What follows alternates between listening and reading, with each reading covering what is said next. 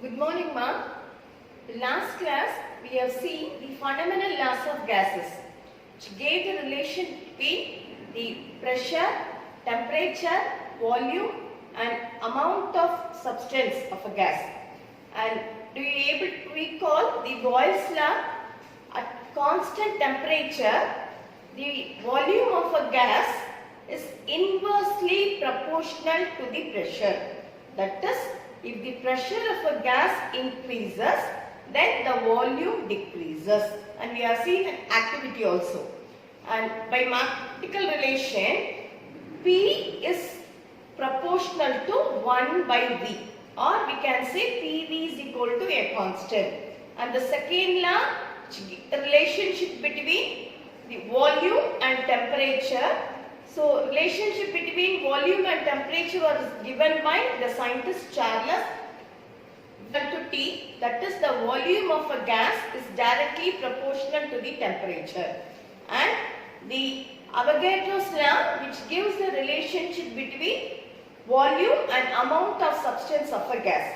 V is directly proportional to N, or we can write V by N is equal to constant. And we have seen the relationship between the real gas and ideal gases also. And the ideal gas equation PV is equal to RT. So, let's move on to numericals based on the fundamental laws of gases.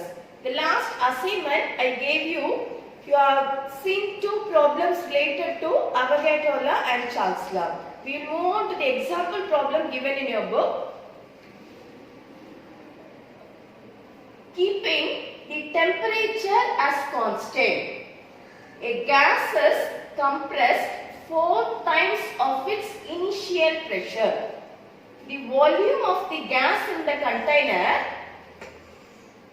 changing from 20 cc to V2 cc. Find the final volume V2. And see here the question, keeping the temperature as constant. So, Boyle's law, temperature is kept constant. A gas is compressed 4 times of its initial pressure. So, the initial pressure you can take as P, and the P pressure is compressed to 4 times of its initial pressure. So, go for the final pressure as 4P, 4 times the initial pressure. And the volume of the gas in the container changing from 20 cc to V2 cc. So, volume, initial volume is 20 cc, final volume we can take V2, and you are going to find the final volume V2. See, the initial pressure data is given. P1 is equal to, you can assume initial pressure Vp, and final pressure is 4 times the initial pressure, so 4P, and initial volume is given as 20 cc. Now, you are going to find the final volume when the pressure is increased to 4P. So, when the pressure increases, what happened to the volume? Decreases. That is the Boyle's law. So, using Boyle's law, we know the relation PV is equal to constant. Okay, but P is the pressure of the given gas and V is the volume of the given gas. So, the product of P and V is constant for a given temperature. So, we can write P1, the initial product of pressure and volume is equal to the final product pressure and volume P2, V2. So, V2 is equal to P1 by P2 into V1. So, what is P1 here? The initial pressure P, and P2 final pressure 4P. So, P by 4P into initial volume 20. P cancel and we will be getting 4 5s are 20. So, the final volume V2 is equal to 5 cubic centimeter. Final volume V2 is equal to 5 cubic centimeter. The same, you can go for the Charles law and Avogadro law also. So, next assignment I will be giving problems based on the Boyle's law, Avogadro law and Charles law. So, each and every law when you learn, please learn the mathematical relation also. That will be easy for you to solve the problems. So, now let's move on to the textbook evaluation part. So, the textbook evaluation part, we move on to the first question. You can see here And choose the correct answer. See the question mark? The value of universal gas constant. So the universal gas constant where you are learned in the equation PV is equal to RT, ideal gas equation. So PV is equal to RT, P is the pressure of the gas, V is the volume of the gas and R is the universal gas constant. And R value is 8.31 joule per mole per Kelvin. Actually joule is not given here. You have to include in the textbook, it is not given.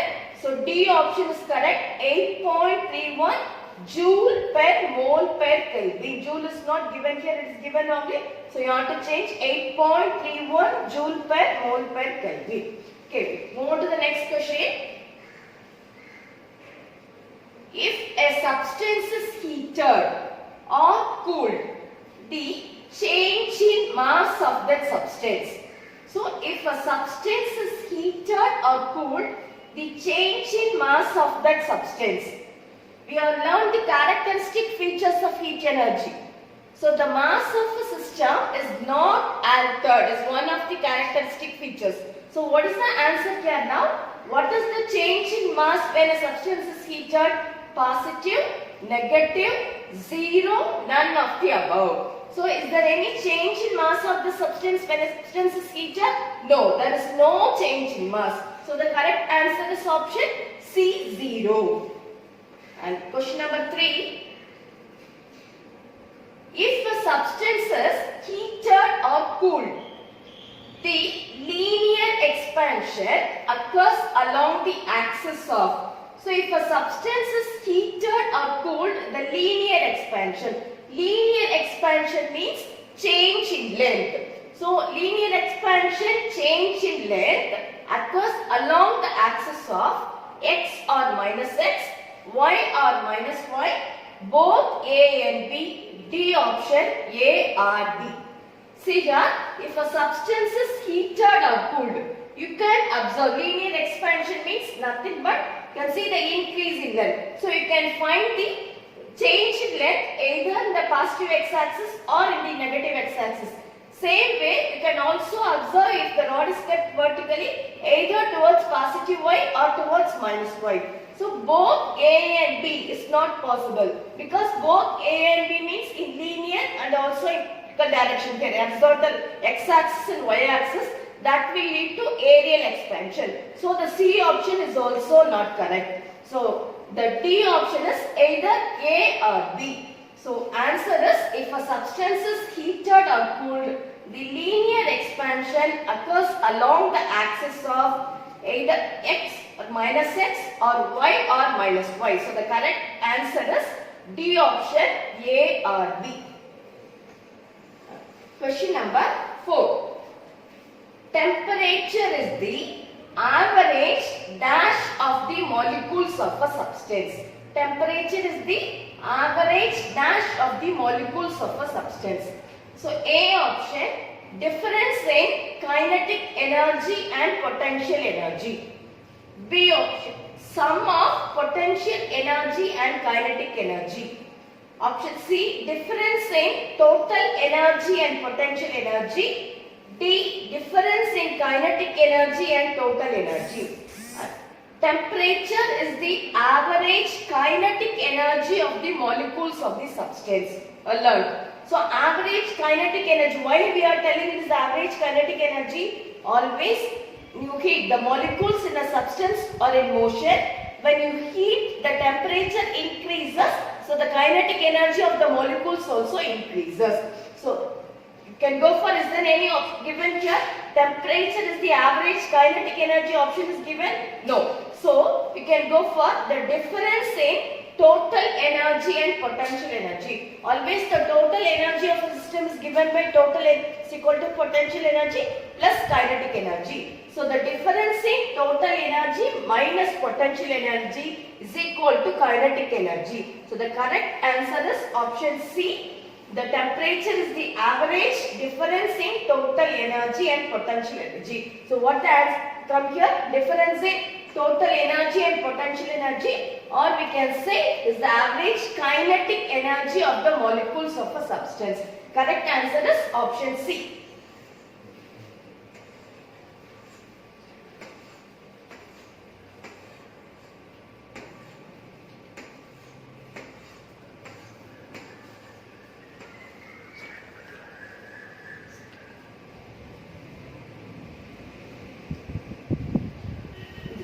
Fill in the blanks. The value of Avogadro number. Value of Avogadro number is the Avogadro law. Avogadro number Na is equal to 6.023 into 10 to the power 23. So, value of Avogadro number is 6.023 into 10 to the power 23. The temperature and heat are dash quantities. Temperature and heat are scalar quantities. 1 calorie is the amount of heat energy required to raise the temperature of dash of water through dash. That is, you have learned the units of heat energy. SI unit is joules, but we are using some other units, calorie and also kilocalories. Heat energy is measured. So 1 calorie is the amount of heat energy required to raise the temperature of 1 gram of water through 1 degree Celsius. 1 gram of water through 1 degree Celsius.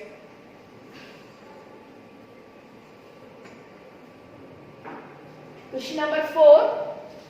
According to Boyle's law, the shape of the graph which we pressure and reciprocal of volume is.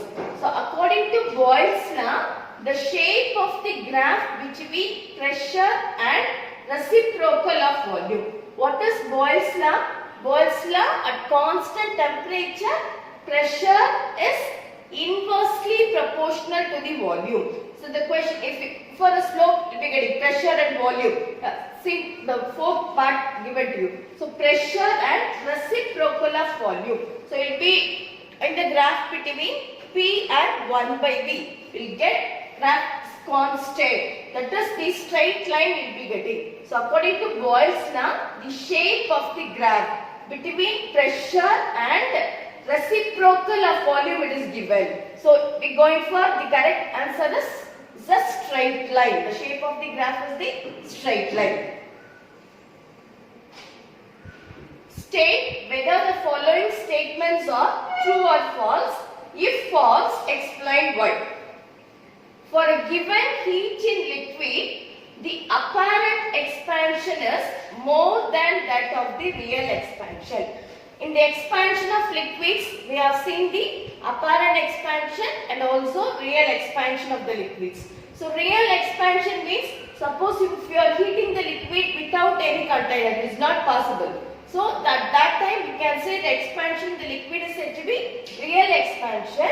Apparent expansion is only by pouring the liquid in a container you can measure the expansion. So apparent expansion means we are not considering the expansion of the container. So for a given heat in the liquid, the apparent expansion is less than that of the real expansion.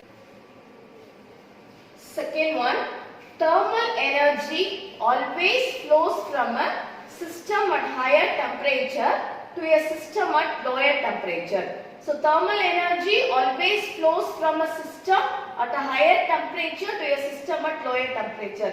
The given statement is basically true. It always flows from an object at higher temperature to a system at the lower temperature. So the given statement is true. According to Charles' law, at constant pressure, the temperature is inversely proportional to its volume. So Charles' law gives the relation between volume and temperature at constant pressure. See here, the temperature is inversely proportional to the volume. Whether the given statement is correct? No. So it is false. At constant pressure, the temperature is directly proportional to the volume. So what is the change you have to bring here? The temperature is directly proportional to volume. and match the items in the column 1 and 2 and items in column 2. Linear expansion, superficial expansion, cubical expansion, heat transformation and Boltzmann constant. So linear expansion means the expansion increase in the length of the given rod when it is heated. So linear expansion, change in length. Superficial expansion, you can observe a change in area of object when it is heated. Superficial expansion, change in area. Cubical expansion, it is change in volume.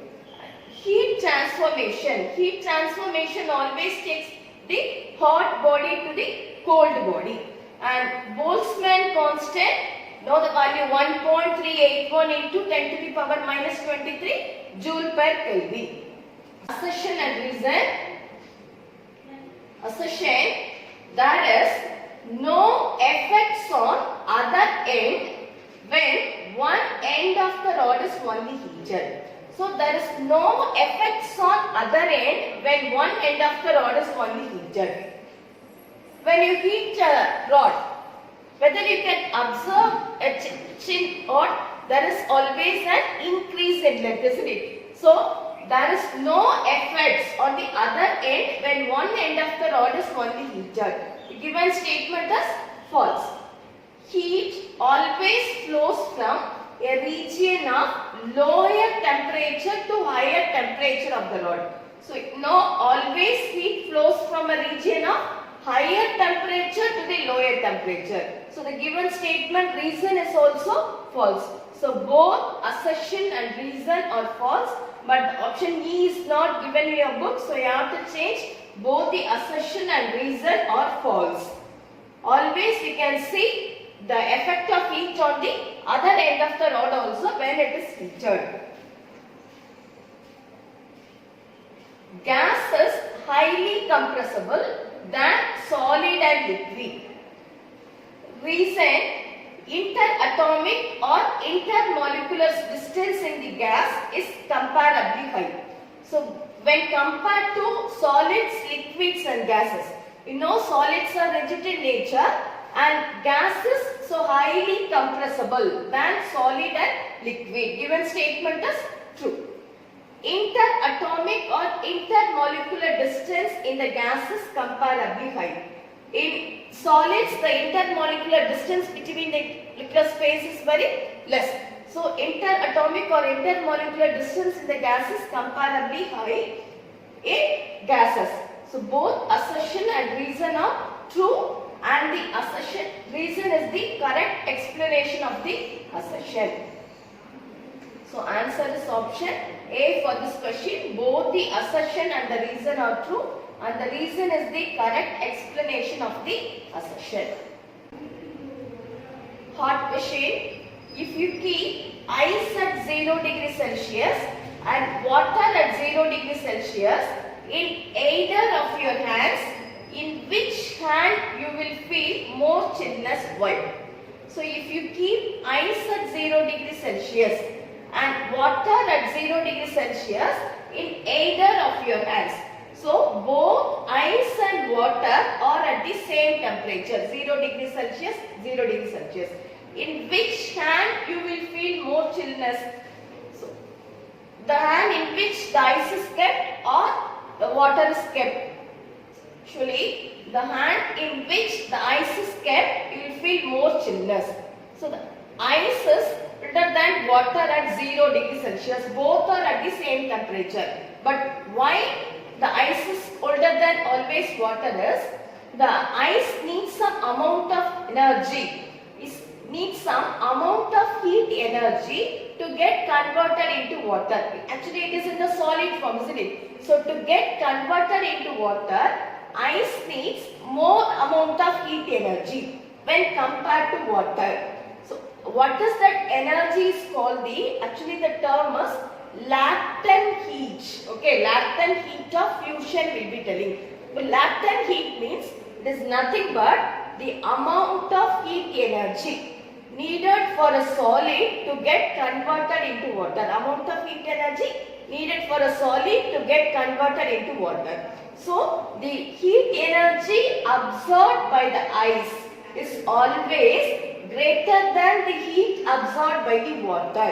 So due to that, the hand in which ice is kept, you feel more chillness. So what is the reason? If you keep ice at 0 degrees Celsius and water at 0 degrees Celsius in either of your hands, in which hand you will feel more chillness? You will feel more chillness in the hand in which the ice is kept. What is the reason for that? Due to the latent heat of ice. Latent heat is nothing but the amount of heat energy needed in the ice to get converted into water. So the amount of heat energy absorbed by the ice is always greater than the heat energy absorbed by the water.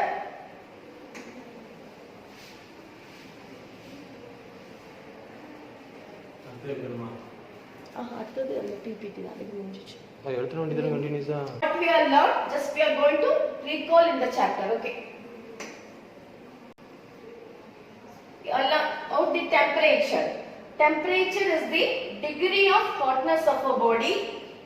It is the measure of average kinetic energy of all the molecules, and temperature helps us to find the direction of flow of heat, and also you have learned temperature is the property which helps us to find whether a body is in equilibrium or not with the surrounding, and it is a scalar quantity, and the SI unit is Kelvin. And what are the other two units used to measure temperature? We have seen degree Celsius and degree Fahrenheit. And see here the three types of temperature scales: Fahrenheit, Celsius and Kelvin. And in Celsius scale, that is 0 degrees Celsius is the 0 degrees Celsius is the freezing point of water. So 0 degrees Celsius is equal to 32 degree Fahrenheit and it is equal to 273.15 Kelvin. And in laboratory thermometer, you can see the readings from 0 degrees Celsius to 100 degrees Celsius, and the 100 degrees Celsius is equal to 212 degree Fahrenheit, it's the boiling point of water. And degree Celsius, you can see the minus 273 degrees Celsius is equal to 0 Kelvin and also is equal to minus 460 degree Fahrenheit, which is known as the absolute zero. So this absolute zero concept you have learned. This absolute zero is nothing but the temperature at which the motion of all the molecules stops. So absolute zero temperature is the Kelvin scale of temperature, which starts 0 Kelvin. 0 Kelvin is equal to, remember, is equal to minus 273 degrees Celsius or 460 Fahrenheit. Thermal equilibrium. So thermal equilibrium, see here picture, block A and block B.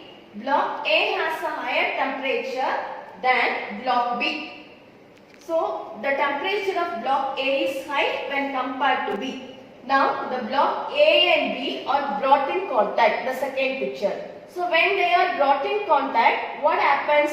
There is a heat flow. So heat flow is where to where? Heat is transferred from the warmer block to the cooler block. That is, the heat is transferred from block A to block B. So the heat is transferred until both the blocks have same temperature. You can see here both A and B are in color which represent the two blocks are the same temperature and the heat flow stops. So how we can say, how we can define the thermal equilibrium? Thermal equilibrium, you can say two or more bodies are said to be in thermal equilibrium if they have the same temperature or there is no net flow of energy between them. So if there is no net flow of energy between them means both have the same temperature, then we can say this are at the thermal equilibrium. So thermal energy. So thermal energy, it is a form of energy which is transferred between two bodies. when due to the difference in temperature when they are kept in contact. See here, this is the forward object. You can see the temperature is high. Cooler object, the temperature is low. So the form of energy transferred between two bodies due to the difference in their temperature. And those are thermal energy. SI unit is joules and it is also measured in calories and kilocalories.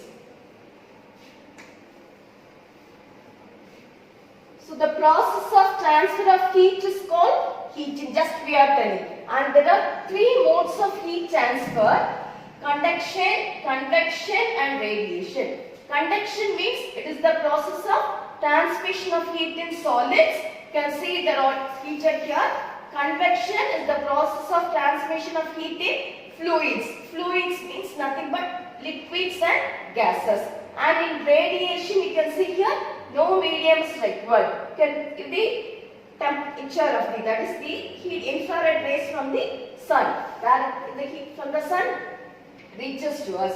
So three modes of heat transfer: conduction in solids, convection in fluids and radiation, no medium is required. And we are seeing the effects of heat energy also. The effects of heat energy: expansion in solids, we have seen expansion in solids, seen the linear expansion, area expansion or volume expansion. So linear expansion means if there is a change in length of the rod when the rod is heated, if there is a change in length of the rod when it is heated, to linear expansion or longitudinal expansion. And in aerial expansion, if there is a change in area, it is represented by here in the picture del A. So if there is a change in area of substance, when it is heated, it's called the aerial expansion or superficial expansion. And in volume expansion, if there is a change in volume of the solid when it is heated, then it is called cubical expansion or also volume expansion. So linear expansion or longitudinal expansion, we can say aerial or superficial expansion, volume or cubical expansion. And in the expression you are learned with the formulas, that is the coefficient of alpha represents the coefficient of linear expansion. Here alpha represents the coefficient of aerial expansion and here expresses the coefficient of volume expansion. You can observe here, it is not given in your textbook alpha, 2 alpha and 3 alpha. Actually change in length means one dimension. And here superficial expansion it is given, it's double the time. We are having area is given length into length. So it is 2 alpha. And here length into breadth into height will be going for 3 alpha. It is not given in your book, just you know what is the relation between the coefficient of linear, superficial and cubical expansion is 1:2:3. What is the relation of coefficient of linear, superficial and volume expansion is 1:2:3. So what it is given here, alpha, 2 alpha and 3 alpha. So effects of heat energy in solids. So expansion and contraction of the solids are so small. Why the expansion and contraction of solids are so small? Because they are rigid in nature. Different metals expand and contract at different times and by different amounts. In the part 2, while I am explaining to you the expansion of solids, I have given 3 activities. Different metals expanded. Can able to recall the aluminium and iron rods. They can find the expansion rate in the aluminium is high when same amount of quantity of heat is supplied. So different metals expand and contract at different rates and by different amounts. And the effects of heat energy is the question I gave you in the assignment. Why there is a gap between 2 rails? So this is the gap between 2 rails. So why it is left? If there is no gap, what happens due to the atmospheric? In summer, the atmospheric temperature increases, isn't it? So when the atmospheric temperature increases, the rails begins to expand. So when the rails expand, which leads to a disaster. To avoid that, always there is a gap is left between the two rails. So, and also the second one you can see the overhead cables, that is when the electric cables or telephone wires are laid, they always sagging. So what is the reason for sagging of this transmission lines is during summer what happens, these telephone lines or the electric cables begin to expand due to the heat. In summer it contract. So overhead cables and telephone lines expand during hot and contract and become taut on cold days. So they always sag loosely, or we can say the sagging of lines. And thermal expansion applications where we can see leakage. And one of the application in thermal expansion of solid is the bimetallic strip. So bimetallic strip means by two. So two metals are joined together. So these when two metals are joined together, you can see two metals have different expansion rate. One is of low expansion and other is of the high expansion. So in a bimetallic strip, a low expansion metal, example invar. So low example invar, actually this invar is an alloy of nickel and iron. Invar is an alloy of nickel and iron. What is that? Invar represents the invariable. That is it. So in a bimetallic strip, a low expansion metal. So low expansion metal is the invar is bonded to a high expansion metal. So this is the high expansion metal and this high expansion metal is brass and this is invar. So what happens when you apply amount of heat energy?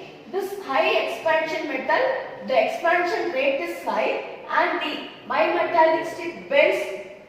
So as the strip is heated, the brass expands more than the invar, causing this to bend. So you can find this bimetallic strips.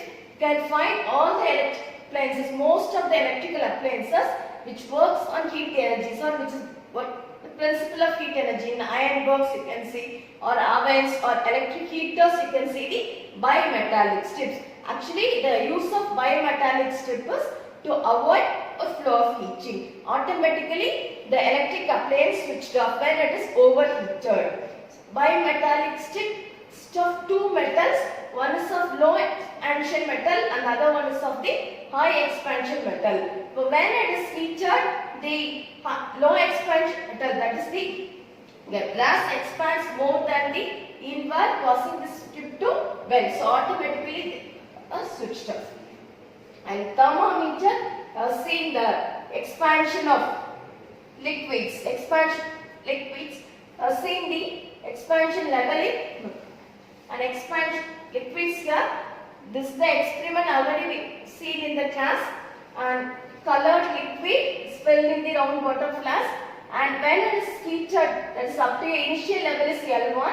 When it is heated, what happens? The expansion of the container takes place. So the liquid level is reduced to L2, and on further heating what happens? That is the increase in the expansion you can see, and this real expansion is L3 minus L2 and apparent expansion is L3 minus L1. Actually real expansion means the expansion, you can imagine that the liquid is heated without any container, L3 minus L2, and apparently we are measuring L3 minus L1. The fundamental laws of gases: pressure and volume at constant temperature and amount of substance.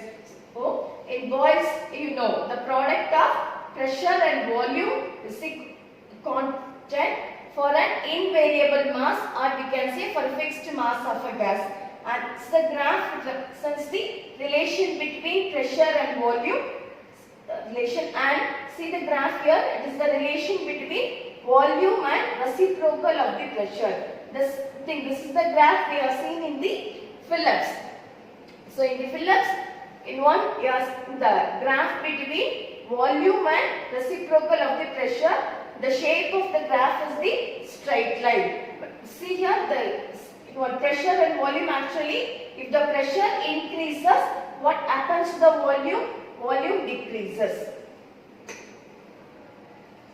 and Charles' law, at constant pressure, the volume of a gas is directly proportional to temperature, or V by T is equal to a constant. And see the picture here, in ice water, balloon is filled, and the same thing you can observe the second picture, in the boiling water, the same balloon is filled here. What happens? You can see the expansion here. So if the temperature increases, volume also increases at constant pressure. V is directly proportional to T.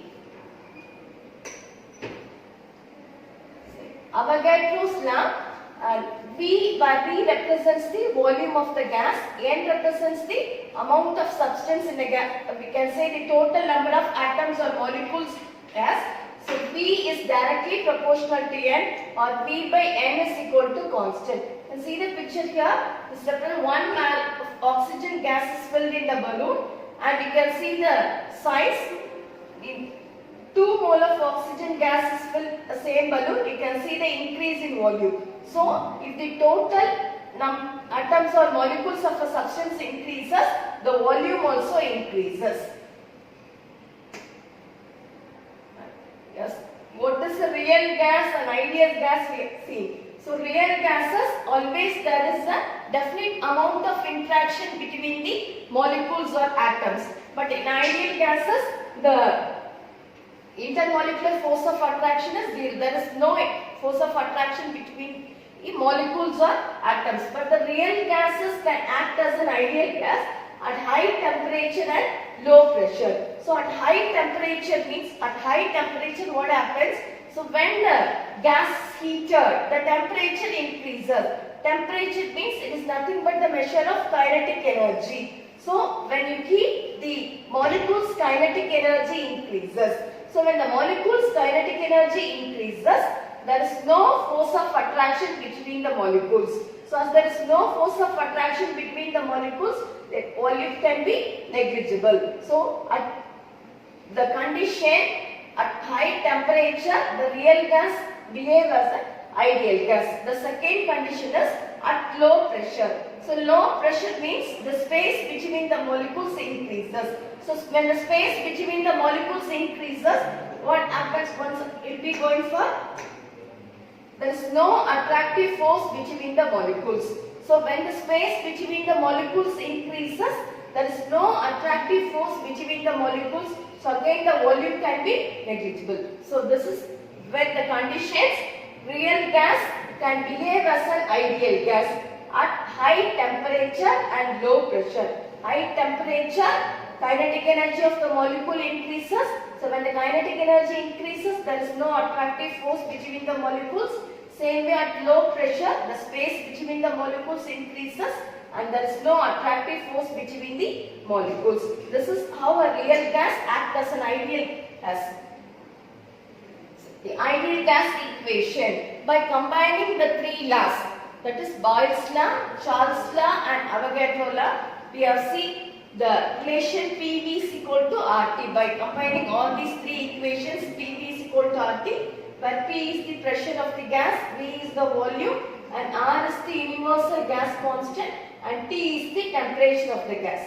So R is the universal gas constant, its value 8.31 joule per mole per Kelvin, and this equation is also called as the equation of state, which gives the relationship between the state variables. What are the state variables here? Pressure, volume and temperature are the state variables. It also